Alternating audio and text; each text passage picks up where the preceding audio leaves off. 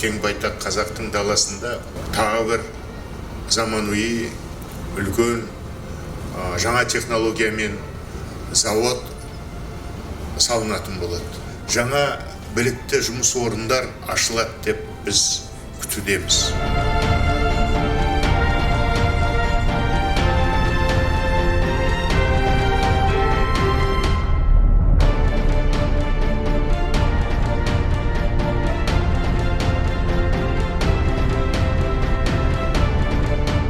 Ең негізгісі, осы заводтың арқасында ең бірінші осы мынау Сарысу ауданының, одан кейін жалпы біздің өңіріміздің, мемлекетіміздің тұрғындарының жағдайы жақсаратын болады.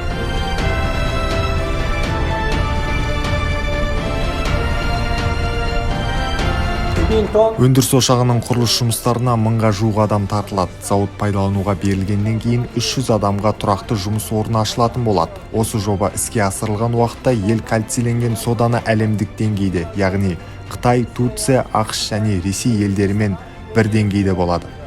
Қазақстан өзінің ішкі қажеттілігін толық өтеп, өзге елдерге өнімді экспорттайды. Енді Қазақстанға келіп отқан үлкен инвестицияның біреуі біздің болашақ ұрпақтарымызға жұмыс істеуге, соны ары қарай жалғасуға өте керемет нәрсе болайын деп тұр. Шын жүрегімізден қуаныштымыз.